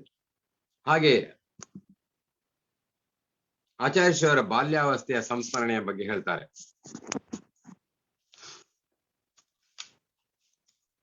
ನಾವು ಅವರನ್ನು ಹೆಗಲ ಮೇಲೆ, ಗಾಡಿ ಮೇಲೆ ಕೂರಿಸಿ ತಿನ್ನಿಸುತ್ತಿದ್ದೆವು. ಅವರು ನಮ್ಮ ಜೊತೆಯಲ್ಲಿ ಆಟವಾಡ್ತಾ ಇದ್ರು. ಆಗ ಬಹಳ ಶಾಂತವಾಗಿರುತ್ತಿದ್ದರು. ಅವರು ಎಂದೂ ಅಳುತ್ತಿರಲಿಲ್ಲ. ಬಾಲ್ಯದಲ್ಲೂ ದೊಡ್ಡವರಾದ ಮೇಲೂ ಅವರು ಅತ್ತಿದ್ದನ್ನು ನಾವು ನೋಡೇ ಇಲ್ಲ. ಅವರು ಒಳ್ಳೆಯ ಉಡುಪು ಧರಿಸುತ್ತಿದ್ದರು. ನಮ್ಮದು ಸುಖಿ ಸಂಪನ್ನ ಪರಿವಾರವಾಗಿತ್ತು. ಅಂತ ಹೇಳಿದ್ರೆ ಅಂತಹ ಒಂದು ಸ್ವಭಾವವೇ ಇರಲಿಲ್ಲ. ಯಾವುದಕ್ಕೂ ಸಣ್ಣ ಸಣ್ಣ ವಿಷಯಕ್ಕೆ ಕೆಲವು ಮಕ್ಕಳೆಲ್ಲ ಅಳುತ್ತಾರೆ, ಕೂಗ್ತಾರೆ. ಅಂತಹ ಸಂದರ್ಭ ಅವರು ಅವರದ್ದು ಇವರು ಕಂಡೇ ಇರಲಿಲ್ಲ. ಎಂದು ಕೂಡ ಅವರು ಅತ್ತದ್ದನ್ನು ಯಾರು ಕಂಡದ್ದೇ ಇಲ್ಲ. ಅವರು ಒಳ್ಳೆಯ ಉಡುಪು ಧರಿಸುತ್ತಿದ್ದರು. ನಮ್ಮದು ಸುಖಿ ಸಂಪನ್ನ ಪರಿವಾರವಾಗಿತ್ತು ಎಂಬುದಾಗಿ ಇಲ್ಲಿ ನೆನಪು ಮಾಡಿಕೊಳ್ಳುತ್ತಾರೆ ವರ್ಧಮಾನ ಸಾಗರರು. ಒಮ್ಮೆ ಕುಮಗೊಂಡ ನೀರಿನಲ್ಲಿ ತೇಲಿ ಹೋಗುತ್ತಿದ್ದ. ಆಗ ಮಹಾರಾಜರು ನೀರಿಗೆ ಬಿದ್ದು ಅವನನ್ನು ರಕ್ಷಿಸಿದರು. ತಮ್ಮನ ರಕ್ಷಣೆಗಾಗಿ 4ನೇ ತರಗತಿಯಿಂದ ಅವರು ಓದು ನಿಲ್ಲಿಸಿದ್ದರು. ತಮ್ಮನ ರಕ್ಷಣೆಗಾಗಿಯೇ 4ನೇ ತರಗತಿಯಿಂದ ಅವರು ಓದು ನಿಲ್ಲಿಸಿಬಿಟ್ಟಿದ್ದರಂತೆ. ಹಾಗಾಗಿ ತಂದೆ ತಾಯಿಗಳು ಲಗ್ನದ ಪ್ರಸ್ತಾಪವೆತ್ತುತ್ತಿದ್ದರು. ಆಗ ಅವರು ಮೀ ಲಗ್ನ ಕರ್ನಾರ್ ನಾಹಿ, ತಂದೆ ತಾಯಿಗಳು ಪ್ರತಿ ಸಲ ಅವರಿಗೆ ಮದುವೆ ಆಗು ವಿವಾಹ ಮಾಡಿಕೊಳ್ಳು ಅಂತ ಹೇಳುವಂತಹ ಒತ್ತಾಯವನ್ನು ಮಾಡುತ್ತಿದ್ರೆ, ಅವರು ತಮ್ಮ ಮಾತೃಭಾಷೆ ಅಂತ ಹೇಳಿದ್ರೆ ಎರಡು ಕೂಡ, ಕನ್ನಡ ಕೂಡ ಮರಾಠಿ ಎರಡರಲ್ಲೂ ಅವರು ಇದ್ದಿದ್ರಿಂದ ಹೆಚ್ಚಾಗಿ ಅಲ್ಲಿ ಮರಾಠಿಯಲ್ಲಿ ವ್ಯವಹಾರ ಮಾಡುತ್ತಿದ್ದ. ಆಗ ಅವ್ರು ಹೇಳ್ತಿದ್ರಂತೆ, ಮೀ ಲಗ್ನ ಕರ್ನಾರ್ ನಾಹಿ, ಅಂದ್ರೆ ನಾನು ಮದುವೆ ಮಾಡಿಕೊಳ್ಳುವವನಲ್ಲ, ನಾನು ವಿವಾಹವಾಗುವುದಿಲ್ಲ. ಶಾಸ್ತ್ರದಲ್ಲಿ ಸಂಸಾರ ಅಸಾರ ಎಂದು ಹೇಳಿದೆ, ನಾನು ಆತ್ಮ ಕಲ್ಯಾಣ ಮಾಡಿಕೊಳ್ಳಬೇಕು ಎಂದು ಹೇಳುತ್ತಿದ್ದರಂತೆ. ಅವರು ಶಾಸ್ತ್ರವನ್ನು ಹೆಚ್ಚು ಅವಲಂಬಿಸಿರುವುದರಿಂದ, ಓದ್ತಾ ಇರುವುದರಿಂದ ಅವರು ಹೇಳಿದರಂತೆ, ಸಂಸಾರವೆಂಬುದು ಅಸಾರ, ಸಸಾರ ಅಥವಾ ನಿಸ್ಸಾರ ಎಂದು ಹೇಳಿದೆ, ನಾನು ಆತ್ಮ ಕಲ್ಯಾಣವನ್ನು ಮಾಡಿಕೊಳ್ಳಬೇಕಾಗಿದೆ ಎಂದು ಹೇಳುತ್ತಿದ್ದರಂತೆ. ಈ ಮಾತು ಕೇಳಿ ನಮ್ಮ ತಂದೆ ತಾಯಿಗಳಿಗೆ ಒಳಗೊಳಗೆ ಅಳು ಬಂದರೂ ಕೂಡ ಸಂತೋಷವಾಗುತ್ತಿತ್ತು. ಏಕೆಂದರೆ ಅವರಿಬ್ಬರು ಮಹಾನ್ ಧರ್ಮ ಸಂಸ್ಕಾರವಿದ್ದ ಜೀವಿಗಳು. ತಂದೆ ತಾಯಿಗಳಿಗೆ ಏನೋ ಒಂದ್ ರೀತಿ ಬೇಸರ ಆಗ್ತಿತ್ತು, ಈ ಮಗ ಮದುವೆ ಮಾಡಿಕೊಳ್ಳದಿದ್ರೆ ಹೇಗೆ ಅಂತ ಹೇಳುವಂತಹ ಒಂದು ಚಿಂತೆ ಕಾಡುತ್ತಿದ್ದು. ಆದ್ರೂ ಕೂಡ ಒಳಗೊಳಗೆ ಅವರಿಗೆ ಒಂದು ರೀತಿಯ ಸಮಾಧಾನ, ಸಂತೋಷವೇ ಆಗುತ್ತಿತ್ತು. ಯಾಕೆಂತ ಹೇಳಿದ್ರೆ ಅವರು ತುಂಬಾ ಸಂಸ್ಕಾರವುಳ್ಳ ಜೀವಿಗಳಾಗಿದ್ದು. ಅವರು ಮುನಿಯಾಗವರೆಂದು ಜಾತಕದಲ್ಲಿ ಬರೆದಿತ್ತು. ಸೂರ್ಯ ಹುಟ್ಟುವಾಗ ಅವರ ಜನ್ಮವಾಗಿತ್ತು. ಈ ಮಾತಿನಿಂದ ನಮ್ಮ ತಾಯಿಗಳು ಅಪಾರವಾಗಿ ಹಿಗ್ಗಿದ್ದರು. ಶರೀರ ಬಲದಲ್ಲಿ ಕೊಲ್ಲಾಪುರ ಜಿಲ್ಲೆಯಲ್ಲಿ ಅವರನ್ನು ಸರಿಗಟ್ಟುವವರು ಇರಲಿಲ್ಲ. ಶರೀರದ ಬಲದಲ್ಲಿ ಅಂದ್ರೆ ಮಹಾಶಕ್ತಿವಂತ ಶರೀರ ಅಂತ ಅವರನ್ನು ಇಡೀ ಕೊಲ್ಲಾಪುರ ಜಿಲ್ಲೆಯಲ್ಲಿ ಸರಿಗಟ್ಟುವವರು ಇರಲಿಲ್ಲ ಅಂತ. ಒಂದು ದೊಡ್ಡ ಅಕ್ಕಿಯ ಮೂಟೆಯನ್ನು ಅವರೊಬ್ಬರೇ ತಮ್ಮ ಬೆನ್ನಿಗೆ ತಾವೇ ಏರಿಸಿಕೊಳ್ಳುತ್ತಿದ್ದರು. ಅವರ ಶರೀರ ಶಕ್ತಿಗೆ ಅನೇಕ ಬಹುಮಾನಗಳು ಬಂದಿದ್ದರೂ ಕೂಡ ಆ ಸಂದರ್ಭದಲ್ಲಿ ಅದನ್ನು ತಿರಸ್ಕರಿಸಿದ್ರಂತೆ. ಅದರಲ್ಲಿ ನಮ್ಗೆ ಗೊತ್ತಾಗ್ತದೆ. ಯಾಕಂತ ಹೇಳಿದ್ರೆ ಎಂತೆಂತಹ ಎಂತೆಂತಹ ಉಪಸರ್ಗಗಳನ್ನು ಅವರು ಅಂದ್ರೆ ಹೇಳ್ತಾರೆ. ಚತುರ್ಥ ಕಾಲದ ಮುನಿ ಮಹಾರಾಜರುಗಳ ಹಾಗೆ ಅವರು ಎಲ್ಲ ಪರಿಚಯಗಳನ್ನು, ಎಲ್ಲ ಉಪಸರ್ಗಗಳನ್ನು ಜಯಿಸಿದಂತಹ ವಿಶೇಷವಾದ ಶರೀರ ಅವರದ್ದಾಗಿತ್ತು. ಯಾಕಂತ ಹೇಳಿದ್ರೆ ವಜ್ರ ವೃಷಭನಾರಾಜ ಶರೀರ ಹೇಗೆ ಚತುರ್ಥ ಕಾಲದ ಮುನಿಗಳಿಗೆ ಅಥವಾ ಚತುರ್ಥ ಕಾಲದವರಿಗೆ ಸಿಗ್ತಾ ಇತ್ತೋ, ಅದೇ ರೀತಿಯಲ್ಲಿ ಪಂಚಮ ಕಾಲದ ಮುನಿಗಳಾದ್ರೂ ಕೂಡ ಅದೇ ಶಕ್ತಿ, ಮನಸ್ಸಿನಂತಹ ದೃಢತೆ ಮತ್ತೆ ಆತ್ಮವಿಶ್ವಾಸವನ್ನು ಹೊಂದಿದ್ದವರು ಶಾಂತಸಾಗರ ಮಹಾರಾಜರು. ಹಾಗಾಗಿ ಅವ್ರು ಎಷ್ಟು ಗಟ್ಟಿಮುಟ್ಟಾಗಿದ್ರು ಅಂತ ಹೇಳಿದ್ರೆ, ಶರೀರ ಬಲದಲ್ಲಿ ಕೊಲ್ಲಾಪುರ ಜಿಲ್ಲೆಯಲ್ಲಿ ಅವರನ್ನು ಸರಿಗಟ್ಟುವವರು ಇರಲಿಲ್ಲ. ಒಂದು ದೊಡ್ಡ ಅಕ್ಕಿಯ ಮೂಟೆಯನ್ನು ಅವರೊಬ್ಬರೇ ತಮ್ಮ ಬೆನ್ನಿಗೆ ಏರಿಸಿಕೊಳ್ಳುತ್ತಿದ್ದರು. ಅವರ ಶರೀರ ಶಕ್ತಿಗೆ ಅನೇಕ ಬಹುಮಾನಗಳು ದೊರೆತಿದ್ರು ಕೂಡ ಅದನ್ನು ಆ ಸಂದರ್ಭದಲ್ಲಿ ಅವರು ಬೇಡ ಎಂಬುದಾಗಿ ತಿರಸ್ಕರಿಸಿದ್ದರಂತೆ. ಶರೀರದ ಮೇಲೆ ಸರ್ಪರಾಜನ ನರ್ತನ. ತರುಣ ವಯಸ್ಸಿನಲ್ಲಿ ಅವರು ಜಮೀನಿನಲ್ಲಿ ಮಲಗಿದರು. ಆಗ ಒಂದು ದೊಡ್ಡ ಸರ್ಪ ಅವರ ಶರೀರದ ಮೇಲೆ ಹೆಡೆ ಎತ್ತಿ ಅತ್ತಿತ್ತ ತೂಗಾಡುತ್ತಾ ಇತ್ತು. ಅನಂತರ ಸಮೀಪದ ಬಿಲವನ್ನು ಸೇರಿಕೊಂಡಿತ್ತಂತೆ. ಆ ಸರ್ಪ ಆಗಾಗ ಮೇಲೆ ಬಂದು ಹೆಡೆ ಬಿಚ್ಚಿ ಅವರನ್ನು ದಿಷ್ಟಿಸಿ ನೋಡುತ್ತಿತ್ತು. ಈ ವಿಚಾರ ಅವರೇ ನನ್ನ ಹತ್ರ ಹೇಳಿದ್ದರು ಎಂಬುದಾಗಿ ವರ್ಧಮಾನ ಸಾಗರ ಮಹಾರಾಜರು ಹೇಳ್ತಾರೆ. ನಾವು ಅವರನ್ನು ಸಾತಗೊಂಡ ಎಂದು ಕರೆಯುತ್ತಿದ್ದು, ಅವರು ನನ್ನನ್ನು ಅಣ್ಣ ಎನ್ನುತ್ತಿದ್ದರು. ಒಂದು ಭೋಜನ ಲೋಲುಪಿ ಅಂದ್ರೆ ಭೋಜನದಲ್ಲಿ ಹೆಚ್ಚು ಆಸೆ ಇರುವ ಒಬ್ಬ ಬ್ರಾಹ್ಮಣನ ಕಥೆಯನ್ನು ಹೇಳ್ತಾರೆ. ಅವರು 70 ವರ್ಷ ಪೂರ್ವದ ಒಂದು ಘಟನೆಯನ್ನು ನೆನಪಿಸಿಕೊಂಡು ಹೇಳಿದ್ರು. ಜ್ಞಾನಿ ಪುರುಷ ಅವಮೋದಾರ್ಯ ಅಂದ್ರೆ ಹಸಿವೆಗಿಂತ ಕಡಿಮೆ ಆಹಾರ ಸೇವಿಸಿ ತಪಸ್ಸು ಮಾಡುತ್ತಾನೆ. ಯಾರು ಜ್ಞಾನಿ ಪುರುಷನೋ ಅವನು ಎಷ್ಟು ಅಂದ್ರೆ ಹೊಟ್ಟೆಯಲ್ಲಿ ಸ್ವಲ್ಪ ಜಾಗವನ್ನು ಉಳಿಸಿಕೊಳ್ಳುತ್ತಾನೆ. ಅವಮೋದಾರ್ಯ ಅಂದ್ರೆ ಹಸಿವೆಗಿಂತ ಕಡಿಮೆ ಆಹಾರವನ್ನು ಸೇವಿಸುವಂತಹ ಒಂದು ತಪಸ್ಸು ಮಾಡುತ್ತಾನೆ. ಅವಮೋದಾರ್ಯ ತಪಸ್ಸು ಅಂತ ಹೇಳ್ತಾರೆ ಅದಕ್ಕೆ. ಅಜ್ಞಾನಿ ಜೀವ ಹೊಟ್ಟೆ ಒಡೆಯುವಂತೆ ತಿನ್ನುತ್ತದೆ, ಆದ್ದರಿಂದ ಅವನು ದುಃಖಿ ಆಗುತ್ತಾನೆ. ಯಾಕಂತ ಹೇಳಿದ್ರೆ ನಮ್ಗೆ ಗೊತ್ತಿರ್ಬೇಕು, ನಮ್ಮ ಹೊಟ್ಟೆಯಲ್ಲಿ ಒಂದಿಷ್ಟು ಸ್ಥಳ ಇರಬೇಕು, ಅಥವಾ ಒಟ್ಟು ಒಂದು ಮಾತಿದೆ, ಅನ್ನ ಇದೆ ಅಂತ ಊಟ ಮಾಡೋದಲ್ಲ. ಅಥವಾ ತಮಾಷೆಗೆ ಹೇಳ್ತಾರೆ ಕಟ್ಟಿಗೆ ಇದೆ ಅಂತ ಹೇಳಿ ಸಾಯಲಿಕ್ಕೆ ಆಗ್ತದ ಅಂತೇಳಿ. ಹಾಗೆ ಅನ್ನ ಇದೆ ಅಂತ ಒಟ್ಟಾರೆ ಹೊಟ್ಟೆ ಬಿರಿಯುವಂತ ಉಂಡಾಗ ನಮ್ಗೆ ಅದರಿಂದ ಒಂದು ರೀತಿಯ ದುಃಖವೇ ಆಗ್ತದೆ. ಯಾಕಂತಂದ್ರೆ ಹಲವು ಹೊತ್ತು ನಾವು ಅದನ್ನು ತಡ್ಕೊಳ್ಲಿಕ್ಕೆ ಆಗುದಿಲ್ಲ. ಹೊಟ್ಟೆ ಅತಿಯಾಗಿ ತುಂಬಿದ್ರು ಕೂಡ ಒಂಥರ ನೋವು, ವೇದನೆ ಆರಂಭ ಆಗ್ತದೆ. ಹಾಗೆ ಹೊಟ್ಟೆ ಒಡೆಯುವಂತೆ ಅಜ್ಞಾನಿ ಜೀವ ಹೊಟ್ಟೆ ಒಡೆಯುವಂತೆ ತಿನ್ನುತ್ತದೆ, ಆದ್ದರಿಂದ ದುಃಖಿ ಆಗುತ್ತಾನೆ. ಕೊಣ್ಣೂರಿನಲ್ಲಿ ಬಾಬಾ ಭಟ್ಟನೆಂಬ ಒಬ್ಬ ಹೊಟ್ಟೆ ಬಾಕ ಬ್ರಾಹ್ಮಣನಿದ್ದ. ಅವನು ಒಮ್ಮೆ ಒಂದು ಲೋಟ ತುಂಬಾ ತುಪ್ಪಕ್ಕೆ ಸಕ್ಕರೆ ಬೆರೆಸಿ ಕುಡಿದು ಖುಷಿಪಟ್ಟ. ಆ ಪುಣ್ಯಾತ್ಮ ಏನ್ ಮಾಡಿದ, ಒಂದು ಲೋಟ ತುಂಬಾ ತುಪ್ಪಕ್ಕೆ ಸಕ್ಕರೆಯನ್ನು ಹಾಕಿಕೊಂಡು ಬೆರೆಸಿ ಖುಷಿಪಟ್ಟ.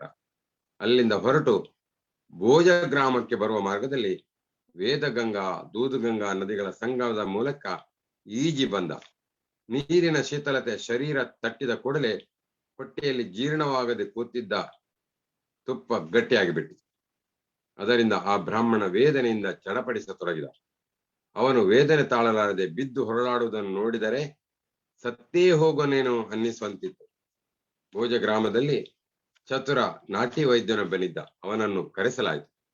ಆ ವೈದ್ಯ ಬ್ರಾಹ್ಮಣನಿಂದ ಎಲ್ಲ ಕೇಳಿ ತಿಳಿದು ಒಂದು ಮಂಚದ ಮೇಲೆ ಅವನನ್ನು ಮಲಗಿಸಿ ಕೆಳಗೆ ಬೆಂಕಿ ಕೆಂಡದ ಅಗ್ಗಿಷ್ಟಿಕೆಯನ್ನು ಇರಿಸಿದ ಮತ್ತು ಮಲ ವಿಸರ್ಜನೆಗಾಗಿ ಔಷಧವನ್ನು ಕೊಡಿಸಿದ. ಗಟ್ಟಿಯಾಗಿ ಕೂತಿದ್ದ ತುಪ್ಪ ಶರೀರದಲ್ಲಿ ಉಷ್ಣತೆ ಏರಿದಂತೆ ಕರಗಿ ಪಿಚಕಾರಿ ಹೊಡೆದಂತೆ ಭೇದಿಯಾಗತೊಡಗಿತು. ಆಗ ಬಾಬಾ ಭಟ್ಟ ಸ್ವಲ್ಪ ಕಣ್ಣು ತೆರೆದು ಮೆಲ್ಲಗೆ ಮಾತನಾಡತೊಡಗಿದನಂತೆ.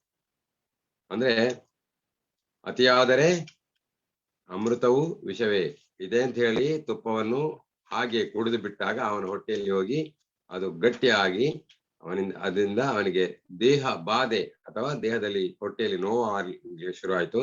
ಹಾಗಾಗಿ ಅವನಿಗೆ ನಾಟಿ ವೈದ್ಯನಿಂದ ಚಿಕಿತ್ಸೆ ಕೊಡಿಸಿದಾಗ ಅದು ಮಲದ ರೂಪದಲ್ಲಿ ಹೊರಗೆ ಭೇದಿಯಾಗತೊಡಗಿತ್ತು. ಆಗ ಆ ಬಾಬಾ ಭಟ್ಟನೆಂಬವ ಸ್ವಲ್ಪ ಕಣ್ಣು ತೆರೆದು ಮೆಲ್ಲಗೆ ಮಾತನಾಡತೊಡಗಿದನಂತೆ. ಅತಿರೇಕದಿಂದ ಅನರ್ಥ ತಪ್ಪಿದ್ದಲ್ಲ, ಅತಿಯಾದರೆ ಅಮೃತವು ವಿಷವೇ ಆಗುತ್ತದೆ. ಯಾಕಂತಂದ್ರೆ ಹಾಲು ಶರೀರಕ್ಕೆ ಒಳ್ಳೇದು, ತುಪ್ಪ ಕೂಡ ಶರೀರಕ್ಕೆ ಒಳ್ಳೇದು. ಆದ್ರೆ ಹಾಲು ಒಳ್ಳೇದು ಅಂತ ಒಂದೇ ಸಲಕ್ಕೆ 3 ಲೀಟರ್ ಹಾಲು ಕುಡಿದ್ರೆ ಏನಾಗ್ಬಹುದು?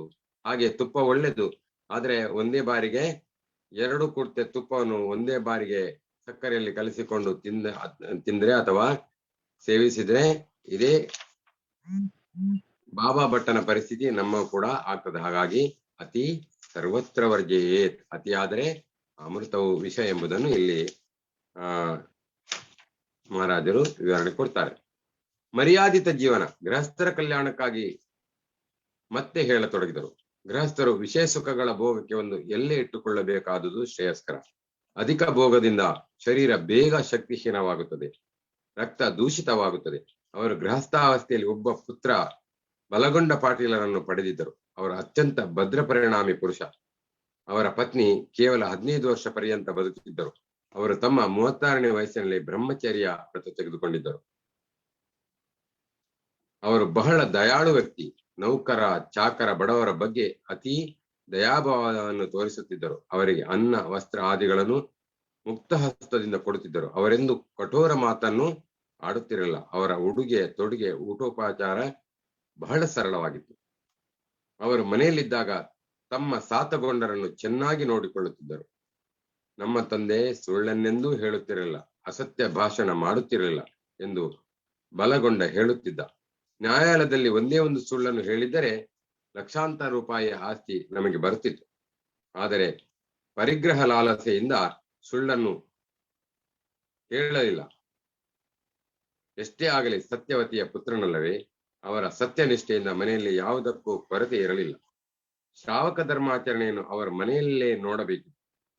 ಶೀಲವಂತ ಪುರುಷನಿಗೆ 3 ಲೋಕಗಳು ತಲೆಬಾಗುತ್ತವೆ. ಲಕ್ಷ್ಮಿ ಅವನ ದಾಸಿ ಆಗುತ್ತಾಳೆ. ಪುಣ್ಯಹೀನ ಶತಕೋಟಿ ಪ್ರಯತ್ನ ಮಾಡಿದ್ರು ಕೂಡ ಹಣ ಸಿಗದು ಮತ್ತು ಆ ಹಣ ಅವನಲ್ಲಿ ನಿಲ್ಲದು. ಅವರು ಒಂದು ಕಥೆಯನ್ನು ಹೇಳ್ತಾರೆ. ಕೊಲ್ಲಾಪುರದ ಸಾಹು ಮಹಾರಾಜರಲ್ಲಿ ಒಬ್ಬ ಬಡ ಪಂಡಿತ ನಿವೇದನೆ ಮಾಡಿಕೊಂಡನಂತೆ. ಶ್ರೀಮಂತ ಸರ್ಕಾರ, ನೀವು ಜನಗಳಿಗೆ ಸಾವಿರಾರು ರೂಪಾಯಿ ದಾನ ಮಾಡುತ್ತೀರಿ, ನನ್ನಂತಹ ಬಡ ಬ್ರಾಹ್ಮಣನಿಗೆ ಏಕೆ ಕೊಡುವ ಕೃಪೆ ತೋರುವುದಿಲ್ಲ ಎಂಬುದಾಗಿ ಸಾಹು ಮಹಾರಾಜರಲ್ಲಿ ಅವ ಬೇಡಿಕೊಳ್ಳುತ್ತಾನೆ. ಸಾಹು ಮಹಾರಾಜ ಬಹಳ ಅನುಭವಿ ಶಾಸಕರಾಗಿದ್ದರು. ಅವ್ರು ಹೇಳಿದ್ರು, ಏನು ಮಾಡ್ಲಿ ಪಂಡಿತರೆ, ನಿಮಗೆ ದ್ರವ್ಯದಾನ ಮಾಡುವ ಭಾವವೇ ನಮಗೆ ಬರುವುದಿಲ್ಲ. ಯಾಕಂತ ಹೇಳಿದ್ರೆ ಏನ್ ಮಾಡ್ಲಿ, ನೀವು ಹೇಳುವುದೇನು ಸರಿ, ನಿಮ್ಗೆ ಹಣ ಬೇಕು, ನಿಮ್ಮ ಮೇಲೆ ಕೃಪೆ ತೋರಿಸ್ಬೇಕು, ಆದ್ರೆ ನಿಮ್ಮನ್ನು ನೋಡಿದಾಗ ನಿಮಗೆ ದ್ರವ್ಯದಾನ ಅಥವಾ ಹಣವನ್ನು ದಾನ ಮಾಡುವಂತ ಹೇಳುವ ಭಾವವೇ ನಮ್ಮಲ್ಲಿ ಉತ್ಪತ್ತಿ ಆಗುವುದಿಲ್ಲ ಅಥವಾ ನಮಗೆ ಬರುವುದಿಲ್ಲ ಎಂದನಂತೆ ಆ ರಾಜ. ಆದರೂ ಪಂಡಿತನ ಅದೃಷ್ಟ ಪರೀಕ್ಷಿಸಲು ರಾಜ ಯೋಚನೆ ಮಾಡ್ತಾನೆ. 2 ಹೊಟ್ಟಿನ ಚೀಲ ತರಿಸಿ ಒಂದರಲ್ಲಿ ಬೆಳ್ಳಿ ಬಂಗಾರದ ನಾಣ್ಯಗಳನ್ನು ಅಡಗಿಸಿಟ್ಟ. ಆ ಬ್ರಾಹ್ಮಣನನ್ನು ಕರೆಸಿ ಯಾವುದಾದರೊಂದು ಹೊಟ್ಟಿನ ಚೀಲ ಎತ್ತಿಕೊಂಡು ಹೋಗಲು ಆಜ್ಞಾಪಿಸಿದನಂತೆ. ಆ ದರಿದ್ರ ಬ್ರಾಹ್ಮಣ ಬೆಳ್ಳಿ ಬಂಗಾರವಿರುವ ಚೀಲವನ್ನು ಬಿಟ್ಟು ಕೇವಲ ಹೊಟ್ಟಿನ ಚೀಲ ಆರಿಸಿಕೊಂಡನಂತೆ.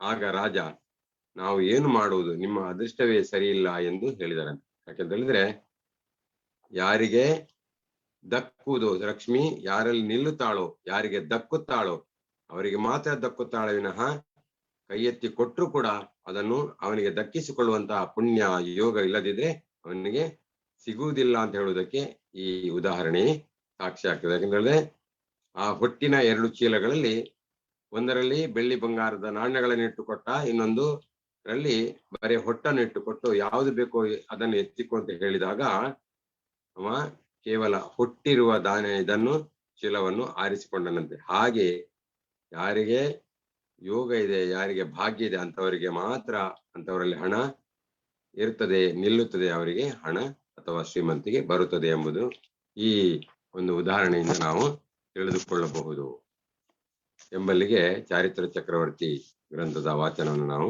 ಇಲ್ಲಿಗೆ ನಿಲ್ಲಿಸುತ್ತಿದ್ದೇವೆ. ಜೈ ಜಿನೇಂದ್ರ.